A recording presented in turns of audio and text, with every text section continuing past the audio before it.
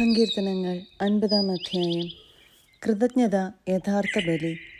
കർത്താവായ ദൈവം ശക്തനായവൻ സംസാരിക്കുന്നു. കിഴക്ക് മുതൽ പടിഞ്ഞാറ് വരെയുള്ള ഭൂമി മുഴുവനെയും അവിടുന്ന് വിളിക്കുന്നു. സൗന്ദര്യ തികവായ സിയോനിൽ നിന്ന് ദൈവം പ്രകാശിക്കുന്നു.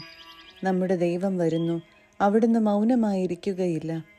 അവിടുത്തെ മുൻപിൽ സംഹാരാഗ്നിയുണ്ട്, അവിടുത്തെ ചുറ്റും കൊടുങ്കാറ്റ് ഇരമ്പുന്നു. തൻ്റെ ജനത്തെ വിധിക്കാൻ അവിടുന്ന് ആകാശത്തെയും ഭൂമിയെയും വിളിക്കുന്നു. ബലിയർപ്പണത്തോടെ എന്നോട് ഉടമ്പടി ചെയ്തിട്ടുള്ള എൻ്റെ വിശ്വസ്തരെ എൻ്റെ അടുത്ത് വിളിച്ചുകൂട്ടുവിൻ. ആകാശം അവിടുത്തെ നീതിയെ ഉദ്ഘോഷിക്കുന്നു. ദൈവം തന്നെയാണ് വിധികർത്താവ്. എൻ്റെ ജനമേ കേൾക്കുവിൻ, ഞാനിതാ സംസാരിക്കുന്നു. ഇസ്രായേലേ, ഞാൻ നിനക്കെതിരെ സാക്ഷ്യം നൽകും. ഞാനാണ് ദൈവം, നിന്റെ ദൈവം. നിന്റെ ബലികളെക്കുറിച്ച് ഞാൻ നിന്നെ ശാസിക്കുന്നില്ല.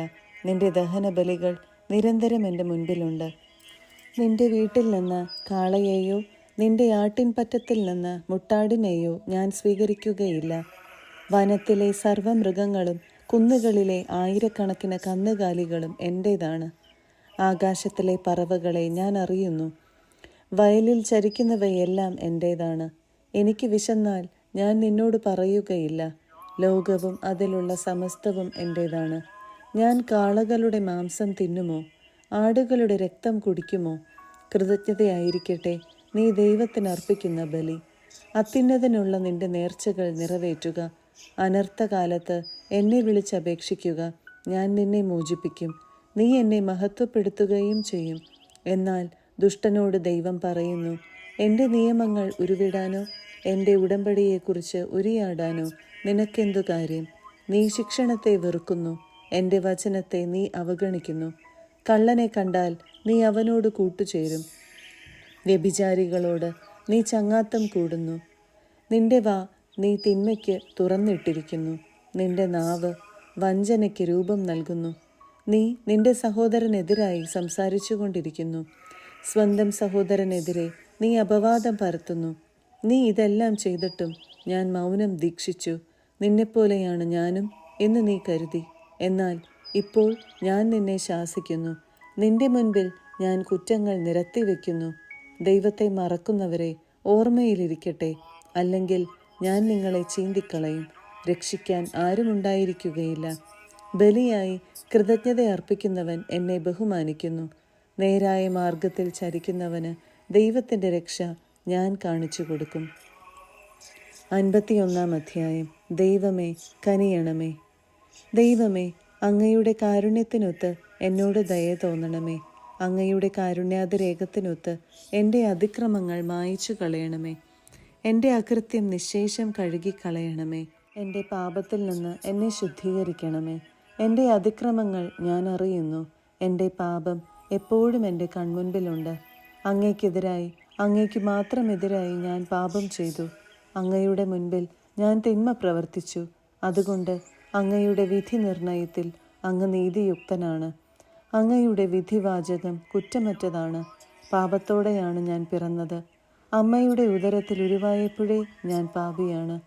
ഹൃദയ പരമാർത്ഥതയാണ് അങ്ങ് ആഗ്രഹിക്കുന്നത്. ആകയാൽ എൻ്റെ അന്തരംഗത്തിൽ ജ്ഞാനം പകരണമേ. ഹിസോപ്പ് കൊണ്ട് എന്നെ പവിത്രീകരിക്കണമേ. ഞാൻ നിർമ്മലനാകും, എന്നെ കഴുകണമേ. ഞാൻ മഞ്ഞിനേക്കാൾ വെണ്മയുള്ളവനാകും, എന്നെ സന്തോഷഭരിതനാക്കണമേ. അവിടുന്ന് തകർത്ത എൻ്റെ അസ്ഥികൾ ആനന്ദിക്കട്ടെ.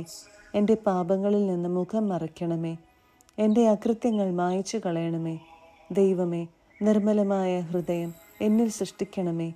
അചഞ്ചലമായ ഒരു നവചൈതന്യം എന്നിൽ നിക്ഷേപിക്കണമേ. അങ്ങയുടെ സന്നിധിയിൽ നിന്ന് എന്നെ തള്ളിക്കളയരുതേ. അങ്ങയുടെ പരിശുദ്ധാത്മാവിനെ എന്നിൽ നിന്ന് എടുത്തു കളയരുതേ. അങ്ങയുടെ രക്ഷയുടെ സന്തോഷം എനിക്ക് വീണ്ടും തരണമേ. ഒരുക്കമുള്ള ഹൃദയം നൽകി എന്നെ താങ്ങണമേ. അപ്പോൾ അതിക്രമികളെ ഞാൻ അങ്ങയുടെ വഴി പഠിപ്പിക്കും. പാപികൾ അങ്ങയിലേക്ക് തിരിച്ചു വരും. ദൈവമേ, എൻ്റെ രക്ഷയുടെ ദൈവമേ, രക്തപാതകത്തിൽ നിന്ന് എന്നെ രക്ഷിക്കണമേ. ഞാൻ അങ്ങയുടെ രക്ഷയെ ഉച്ചത്തിൽ പ്രകീർത്തിക്കും. കർത്താവെ, എൻ്റെ അധരങ്ങളെ തുറക്കണമേ. എൻ്റെ നാവ് അങ്ങയുടെ സ്തുതികൾ ആലപിക്കും. ബലികളിൽ അങ്ങ് പ്രസാദിക്കുന്നില്ല. ഞാൻ ദഹനബലി അർപ്പിച്ചാൽ അങ്ങ് സന്തുഷ്ടനാവുകയുമില്ല. ഉരുകിയ മനസ്സാണ് ദൈവത്തിന് സ്വീകാര്യമായ ബലി. ദൈവമേ, നുറുങ്ങിയ ഹൃദയത്തെ അങ്ങ് നിരസിക്കുകയില്ല. അങ്ങ് പ്രസാദിച്ച് സിയോന് നന്മ ചെയ്യണമേ. ജെറുസലേമിൻ്റെ കോട്ടകൾ പുതുക്കി പണിയണമേ. അപ്പോൾ അവിടുന്ന് നിർദ്ദിഷ്ട ബലികളിലും ദഹനബലികളിലും സമ്പൂർണ്ണ ദഹനബലികളിലും പ്രസാദിക്കും. അപ്പോൾ അങ്ങയുടെ ബലിപീഠത്തിൽ കാളകൾ അർപ്പിക്കപ്പെടും. 52-ാം അധ്യായം. അക്രമിയുടെ അവസാനം. ശക്തനായ മനുഷ്യ, ദൈവഭക്തർക്കെതിരെ ചെയ്ത ദുഷ്ടതയിൽ നീ എന്തിനഹങ്കരിക്കുന്നു? ദിവസം മുഴുവനും നീ വിനാശം നിരൂപിക്കുന്നു. വഞ്ചക, നിന്റെ നാവ് മൂർച്ചയുള്ള ക്ഷൗരക്കത്തി പോലെയാണ്. നന്മയേക്കാൾ തിന്മയും സത്യത്തേക്കാൾ വ്യാജവും നീ ഇഷ്ടപ്പെടുന്നു. വഞ്ചന നിറഞ്ഞ നാവേ, വിനാശകരമായ വാക്കുകളാണ് നിനക്കിഷ്ടം. ദൈവം നിന്നെ എന്നേക്കുമായി തകർക്കും. നിന്റെ കൂടാരത്തിൽ നിന്ന് അവിടുന്ന് നിന്നെ വലിച്ചെടുത്ത് ചീന്തിക്കളയും. ജീവിക്കുന്നവരുടെ നാട്ടിൽ നിന്ന് നിന്നെ അവിടുന്ന് വേരോടെ പിഴുതുകളയും. നീതിമാന്മാർ അത് കണ്ട് ഭയപ്പെടും. അവനെ പരിഹസിച്ച് അവർ പറയും, ഇതാ ദൈവത്തിൽ ശരണം വയ്ക്കാത്ത മനുഷ്യൻ, സ്വന്തം സമ്പദ് സമൃദ്ധിയിൽ വിശ്വാസമർപ്പിച്ചവൻ, അക്രമത്തിൽ അഭയം തേടിയവൻ. ദൈവത്തിൻ്റെ ഭവനത്തിൽ തഴച്ചു വളരുന്ന ഒലിവ മരം പോലെയാണ് ഞാൻ. ദൈവത്തിൻ്റെ കാരുണ്യത്തിൽ ഞാൻ എന്നേക്കും ആശ്രയിക്കുന്നു. അങ്ങ് നൽകിയ അനുഗ്രഹങ്ങളെ പ്രതി ഞാൻ എന്നേക്കും അവിടുത്തോട് നന്ദി പറയും. അങ്ങയുടെ ഭക്തരുടെ മുൻപിൽ ഞാൻ അങ്ങയുടെ നാമം പ്രകീർത്തിക്കും. എന്തെന്നാൽ അത് ശ്രേഷ്ഠമാണ്. 53-ാം അധ്യായം. ദൈവനിഷേധകന്റെ മൗഢ്യം. ദൈവമില്ല എന്ന് ഭോഷൻ തൻ്റെ ഹൃദയത്തിൽ പറയുന്നു. മ്ലേച്ഛതയിൽ മുഴുകി അവർ ദുഷിച്ചിരിക്കുന്നു. നന്മ ചെയ്യുന്നവരാരുമില്ല. ദൈവം സ്വർഗത്തിൽ നിന്ന് മനുഷ്യമക്കളെ നോക്കുന്നു. ദൈവത്തെ തേടുന്ന ജ്ഞാനികളുണ്ടോ എന്ന് അവിടുന്ന് ആരായുന്നു. എല്ലാവരും വഴിതെറ്റി ഒന്നുപോലെ ദുഷിച്ചുപോയി. നന്മ ചെയ്യുന്നവനില്ല, ഒരുവൻ പോലുമില്ല. ഈ അധർമ്മികൾക്ക് ബോധമില്ലേ? ഇവരെൻ്റെ ജനതയെ അപ്പം പോലെ തിന്നൊടുക്കുന്നു. ഇവർ ദൈവത്തെ വിളിച്ചപേക്ഷിക്കുന്നില്ല. അതാ അവർ പരിഭ്രാന്തരായി കഴിയുന്നു. ഇന്നോളം കണ്ടിട്ടില്ലാത്ത പരിഭ്രാന്തി. ദൈവം അധർമ്മികളുടെ അസ്ഥികൾ ചിതറിക്കും. അവർ ലജ്ജിതരാകും. ദൈവം അവരെ കൈവിടിഞ്ഞിരിക്കുന്നു.